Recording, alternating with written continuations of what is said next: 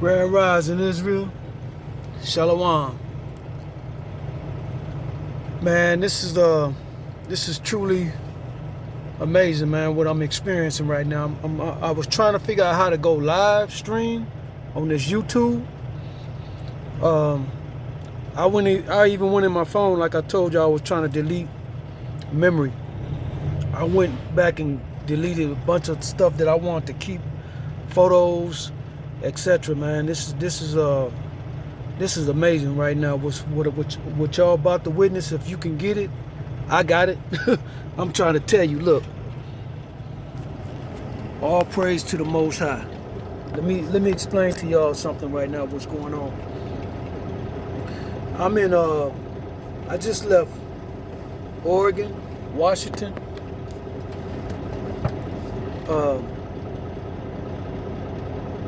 Idaho, and I'm coming into Utah right now. Understand me when I say I pay attention to signs, information. I share with y'all that brother little More, M-O-R-E-H, More. I think that's how you pronounce it. Anyway, and then I share with y'all in a conversation about the brother Big Judah be going into the Book of Mormons, detailing that this is our land here, right? I'm downloading 2 videos right now. Prior to this, I'm doing with y'all, showing y'all this land that I'm coming through. Now, I've never, Beverly Baptiste, she the one shared with me the information with the brother Little Moret. And all praises to that. Okay, let me show y'all something. I'm traveling right now. Y'all gotta see this, man. Where I'm at geographically, and what that brother brought forth, what I shared with y'all about Big Judah.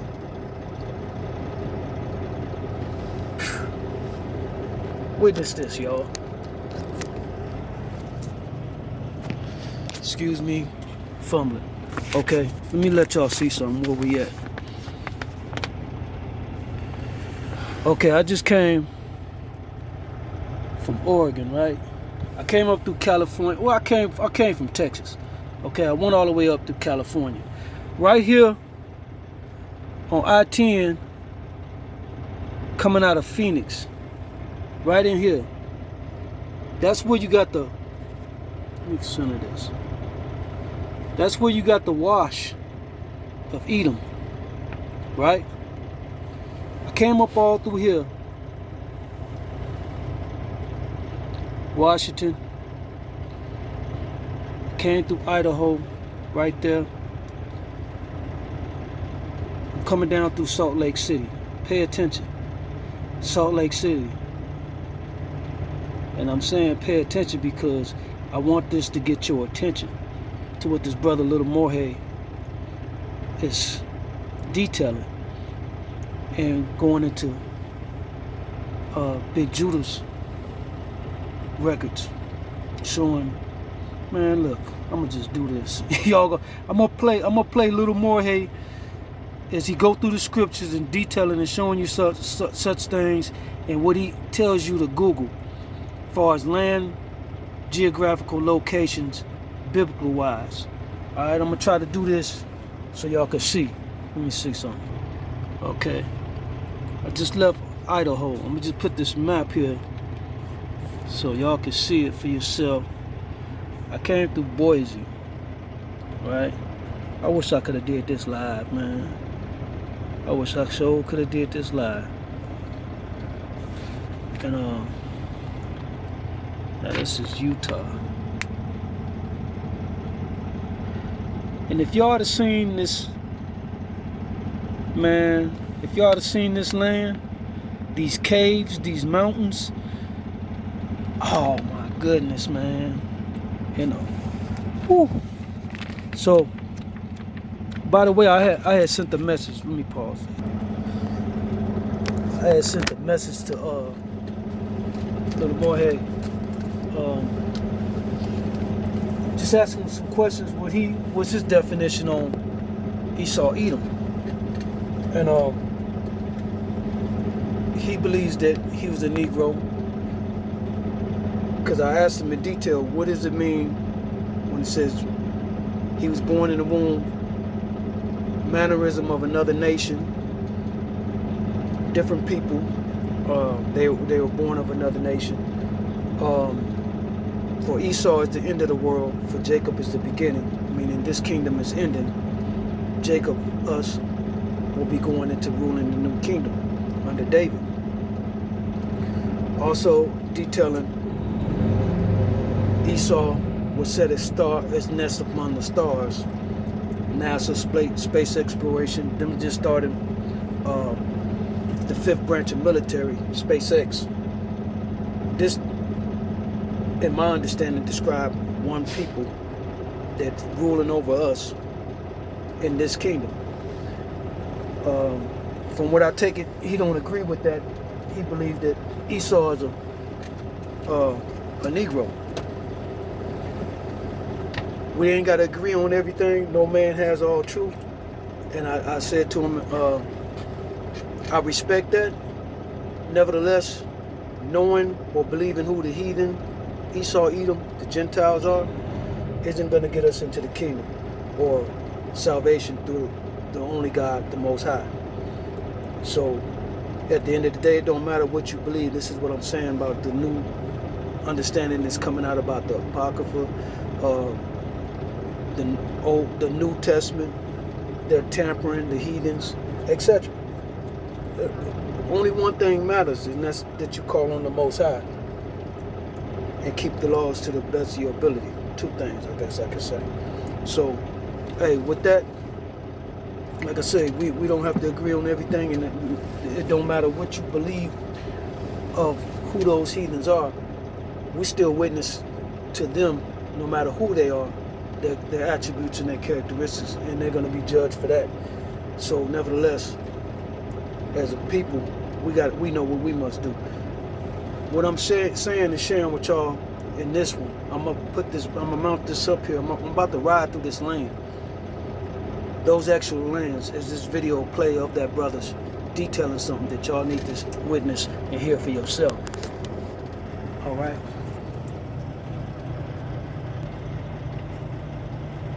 Trying to get this thing focused right. I don't know what's going on.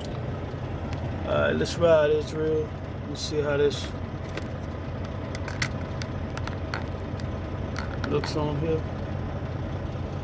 I don't know how much time I got left because I erased everything, cleared my trash box. Let me get settled up here and let this brother play. In the background, I'm gonna get rolling first, hoping this don't mess up. Trying to get rolling here. Grab my sunglasses. Yes, this is like I said, this is what I'm witnessing, and I'm bringing it to y'all like this because I didn't plan on being in this area. I took this company knows that I'm about to leave because the other company that I applied with called them for a reference. So what they did was they know how the company that I'm with, they know how I ride, and they try to limit my earnings to keep me broke, basically. How they want me to earn. And if I'm gonna be out here, I need to be earning the maximum. That's why I'm out here. So I complained to them weeks ago about my purpose for being out here and them interrupting it and trying to play like it's so innocent. Well, when the other company contacted them, that's when they threw me these miles like this. I've never been out this far with so many miles. Like this was almost a 2,100 one-way, 2,100 mile run. They've never done that for me, and that's what I'm out here for. And they kept acting like it wasn't available, like it's just something they can't do. This freight is unlimited. People's demand is here. So if you can do it, it's there. So they threw it to me, you know, and what they're doing is trying to give me some stuff, some incentive to keep me here. It's not gonna work, you know. Esau don't know when to quit his practices of depriving. So it's a wrap. But nevertheless, like I say, it's all praise to the Most High for his understanding. Here I am out here, come across this video as I'm listening to it, and it's blowing my mind because I'm right here. Y'all about to witness what is in these understandings.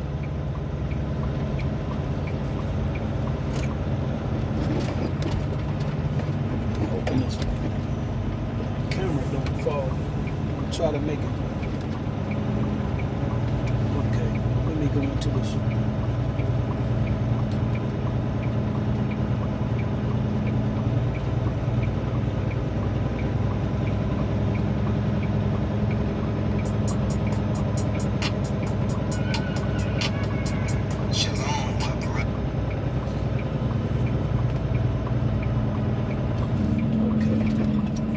We get rolling as I play his material so y'all can get an idea. I might do this in 2 parts because I want to make sure I get the land, the scenery, man.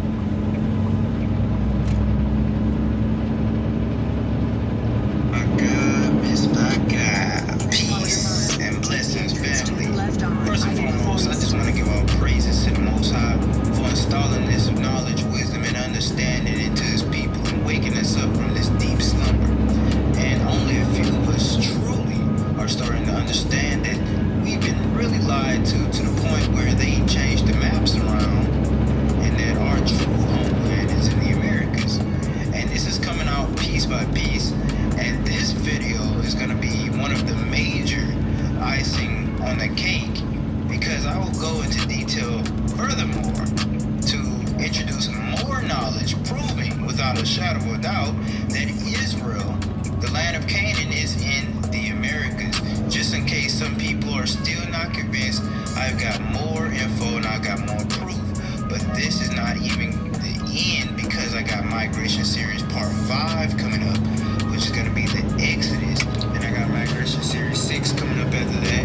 And I got Migration Series 7. We're going to have a lot of information proving that the Americas at one point was home to civilizations, which included Israel, Egypt, Assyria, Chaldea, etc.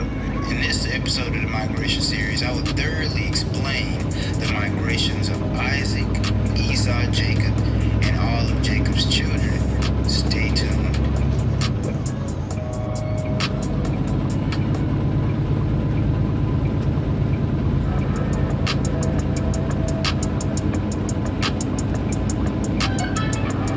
And the Most High came again unto Abraham and told him to take Isaac, his most beloved son, to one of the mountains of Moriah and offer him there. Moriah was probably another term for Moreh, which was west of the Salt Sea. This was Abraham's final test, sacrificing your most beloved son. Abraham was of course reluctant at first, but his extreme dedication to the Creator made it impossible to disobey. Not only that, but given the historical and geographical context behind the scenes of the situation, child sacrifice was not at all unusual for Abraham's setting. During his time, Abraham lived in Canaan. The true and ancient Canaanites were very indulged in human sacrifice, especially child sacrifice. All throughout the Torah, we see the history of Canaanite ritual sacrifice. However, there is very little archaeological evidence proving child sacrifice happened in Israel ritually during ancient times. In fact, most of the sacrifice skeletons in Israel or Lebanon have been identified as Greek or Roman. The most widespread cases of child sacrifice happened in the Americas, beginning in the Utah-Aztecan region in Utah, Arizona, Colorado, and New Mexico. This spread south to Mexico and even Peru. Just before Abraham penetrated Isaac with his knife, an angel stopped him and told him that it is known that you truly fear the Creator. But Abraham didn't travel all this way to Moriah for nothing. Fortunately, he saw a ram caught in the bushes by his horns, took it out, and sacrificed it instead.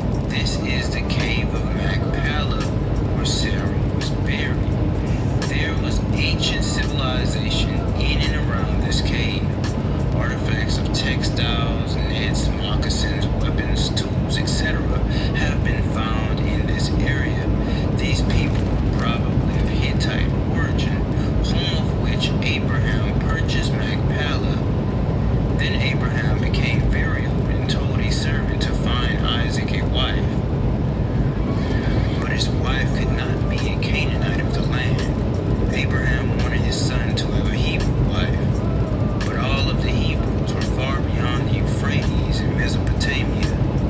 This meant that his servant would have to make a long journey to Shinar, which would have taken him a month on foot and 2 weeks on camelback. Luckily, he rode upon a camel to meet his destination, putting his camels in bonded wooden rafts to cross the river.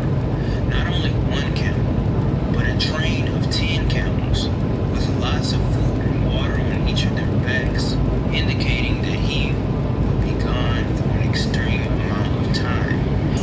The people of Genesis were a nomadic people who were accustomed to traveling long distances. Not one person in Genesis lived in the same region all of their life. The servant eventually made it to the city of Nahor, met Rebekah, who was a very beautiful virgin. Therefore he pleaded with her family to take her to the land of Canaan to marry Isaac, the son of Abraham, and they let her go with him. And her family said unto her before she left, "Let God make you the mother of millions, and let your descendants own the land of them that hate them." Now, before Abraham's servant arrived to Canaan with Rebekah, Isaac dwelt in Lahairoi, which was called the South Country, because it was at the southern part of Canaan. Lahairoi means well of the living one seeing me. This indicates that there was a large natural spring in the area that was perhaps very beautiful. As a matter of fact, southeastern Nevada is home to several pristine natural springs, and it's a perfect location to be the biblical Lahairoi. According to Genesis 16 and 24, Lahairoi is near Kadesh. Kadesh is in southwest Utah without a shadow of a doubt. I proved this already in Migration Series Part 3. And it makes a lot of sense for Lahairoi to be in southeast Nevada, which borders southwest Utah, because that's where Kadesh is. They are supposed to border each other. In the Middle East, specifically the Sinai Peninsula, where Kadesh would be, there are no natural springs, just dust and sand dunes. There is no area in the Middle East that biblical archaeologists identify as Lahairoi. When Isaac met Rebekah, he took her into his mother's tent, lied with her, and she became his wife. Then Abraham died at 175 years old. Then he rested with his wife in a cave of Machpelah. Isaac and Ishmael mourned over the death of their father. Eventually Rebekah conceived, and Isaac bore Esau and Jacob. There was a famine in Canaan, so Isaac and Rebekah went to Gerar, where there was springing water.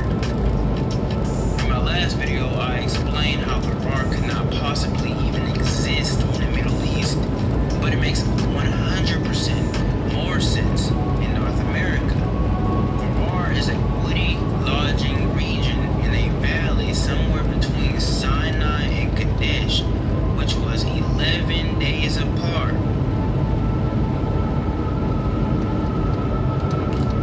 Then they left Gerar and went north to Beersheba, which is a southern city of Judah, according to 2 Samuel 24:7.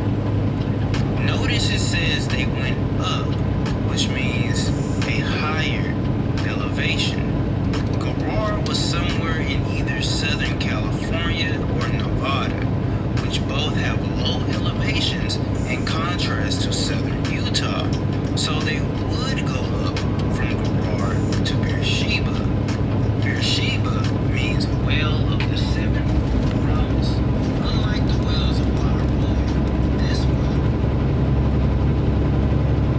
As he just stated right there, Southern California on I-10, that's where I saw that Edom Wash at. And Utah is where the town of Moab is at. The hole in the rock. These are caves, caverns, the waterfalls and bodies of water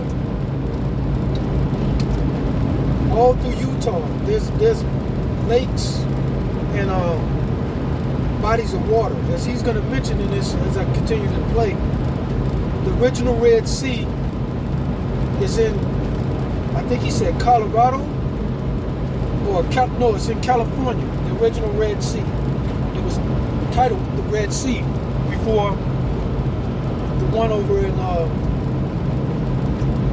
the other continent was titled that. So let me continue.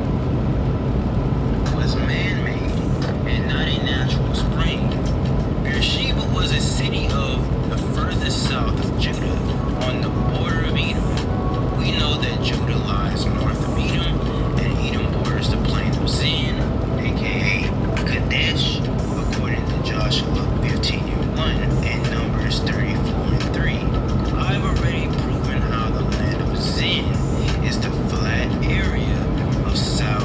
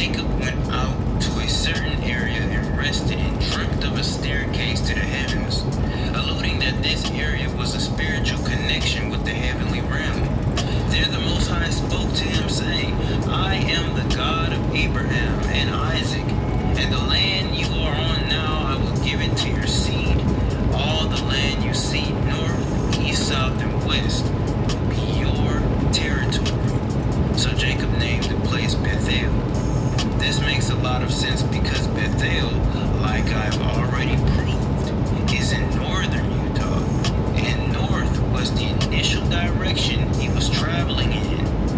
Then from there, he would turn east and go to Haran.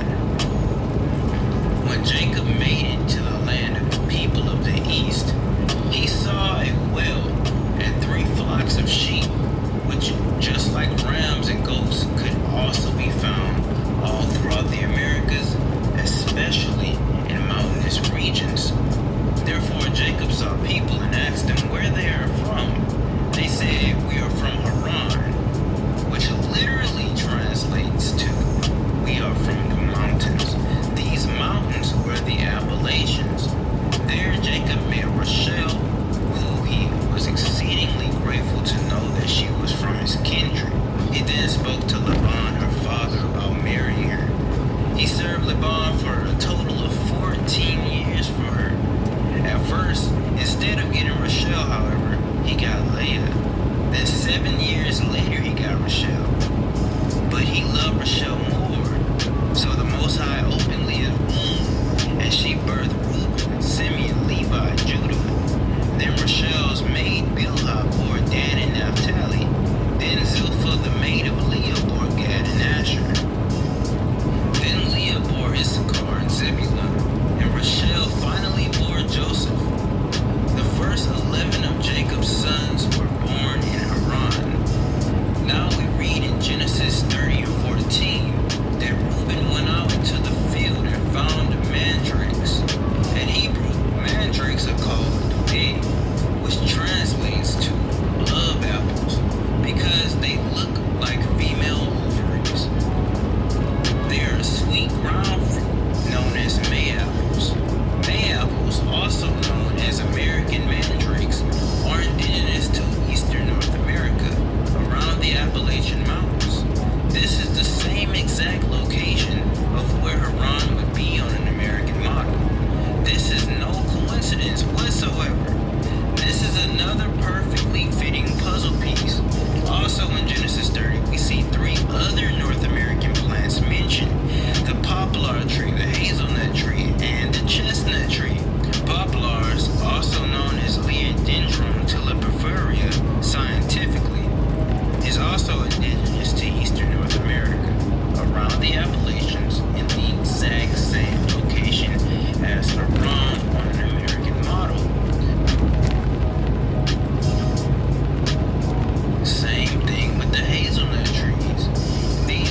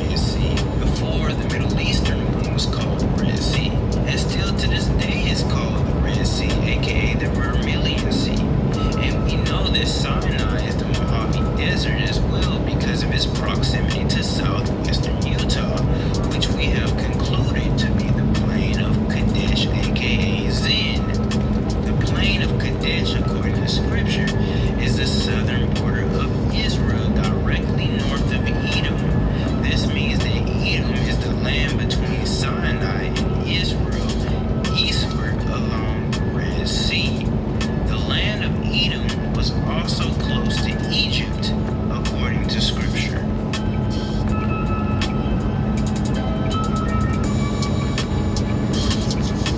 One major factor of Egypt is the river of Egypt. The river of Egypt is the Colorado River on an American model. It flows into the Red Sea, which Hebraically would make it a part of the sea. To truly understand the Red Sea, we must understand the concept of a sea in an ancient Hebrew perspective. The modern definition of a sea is a large body of salt water covering most of Earth's surface.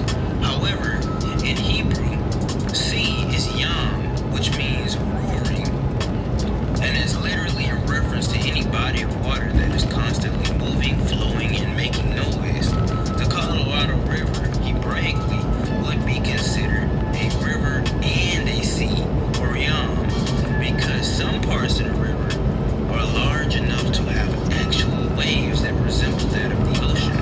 The entire river used to be like that before it began to dry up. So the Red Sea is not only the Gulf of California, but the Colorado River as well.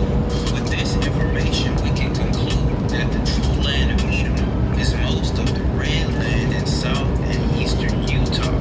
And ironically, when you translate the phrase land of Edom into Hebrew, it will be Aretz Edom, which literally transliterates to red earth. When we read scriptures in Obadiah, we see that Esau dwelt in the clefts of the rock. Clefts is another term for caves. In that same area of south and eastern Utah, we had the cliff-dwelling civilizations. Many of these cliff-dwelling people dwelt in caves, like the Horites, and many of them lived like kings in full-fledged mountain castles. These people are today called the Anasazi.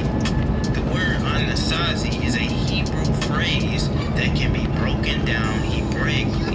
Let's break what he down says the right here. prefix and the suffix first, then the What happened to him? The prefix is an, which Hebraically is Aleph Nun. Aleph always means a strong leader.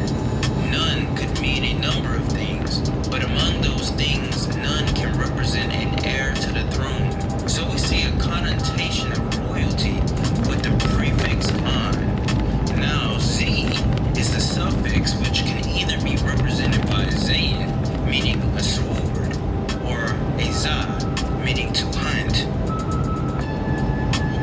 This denotes that Anasazis were hunters and warriors, but the interesting part is the root of the word Asa. Right off the jump, we can connect with Esau because there was no E in ancient Hebrew.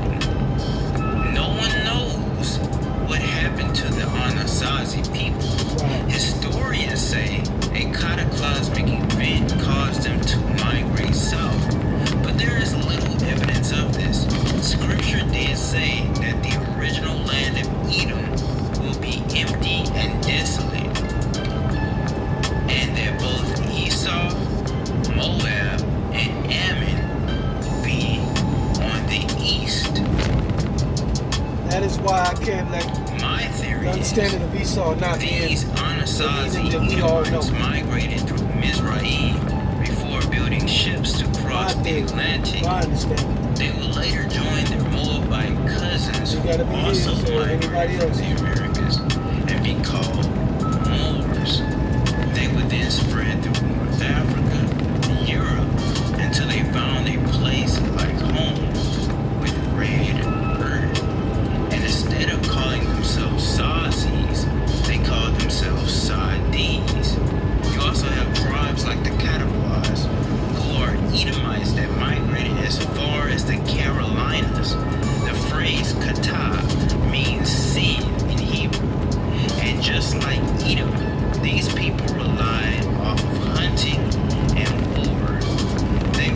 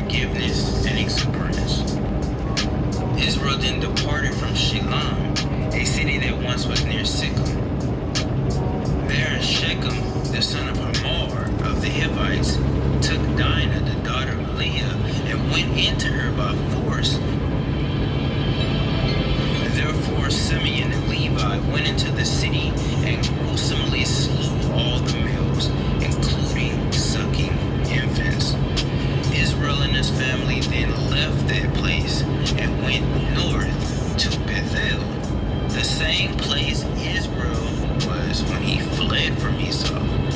There Rachel gave birth to Benjamin, and sadly died shortly after labor. Scripture then says, Jacob journeyed from beyond the Tower of Edar. The Tower of Edar is in Bethlehem. Now, of course, Bethlehem was destroyed along with all the other cities of Judah, but we still see remnants of stone walls and cities throughout southern Utah. In fact, when you Google search Tower of Edar, you will see a picture of a tower from Utah, falsely called the Tower of Edar, and falsely identified as being from the modern state of Israel. This tower on the internet that is falsely called the Tower of Edar is actually Navajo Tower, ruins in Utah. Now, why the need to lie? Now, Israel's favorite son, Joseph, was exceedingly hated and abused by his older brothers because he was loved by his father. Israel loved Joseph so much that he gave him a coat of many colors. Wearing colorful garments later became an average standard for Joseph's descendants in the kingdom times, and to this day, as the fruitful children of Joseph remain scattered on both sides of the Atlantic. However, Joseph's brother hated him so much that they jumped him and threw him into a pit. As time passed, Ishmaelites coming from Gilead saw Joseph in the pit, took him and sold him into Egyptian slavery. As Israel once deceived his father Isaac, so did his children deceive him, having him naively believe that Joseph was eaten by an animal. Joseph became a slave in Egypt, but a prosperous one, and the Most High was on his side. Therefore, he became an overseer in the Egyptian's house. However, after he was falsely accused of raping his master's wife, he was thrown into prison.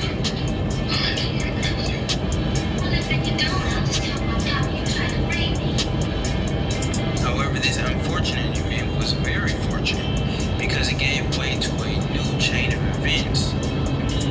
While in prison, he interpreted people's dreams and Pharaoh's dreams as well. He predicted 7 years of fruitfulness in Egypt and 7 years of famine. Pharaoh then gave him authority over Egypt. Therefore, his name was changed to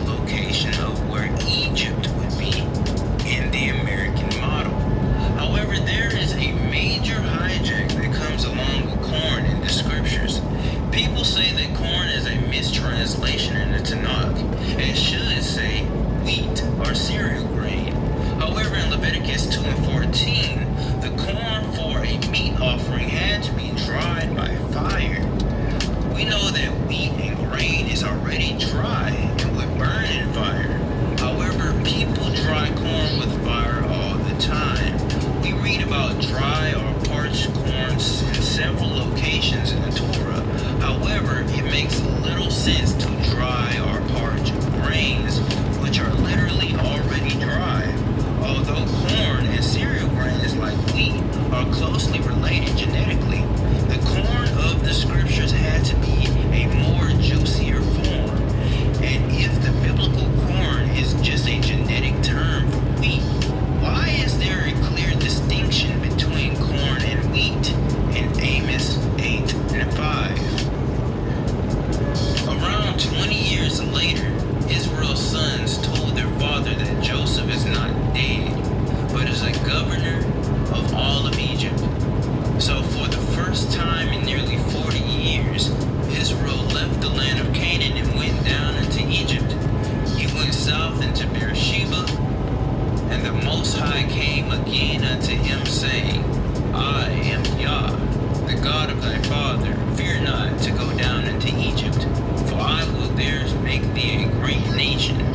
So Israel, his remaining wives, his sons, his daughters, and his grandsons and granddaughters went down into Egypt, 66 people total, and they all went down into Goshen. Goshen means drawing near in Hebrew. This location is most likely near a major river. It was one of the most fruitful areas in Mizraim at the time because of this river.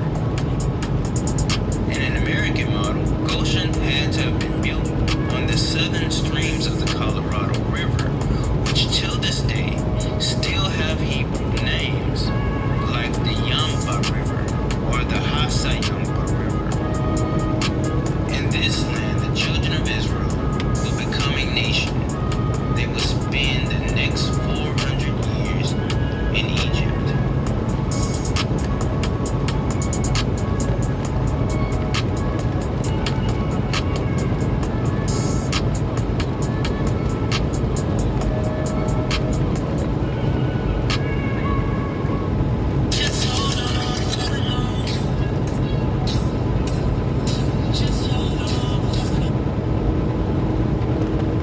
Said Israel,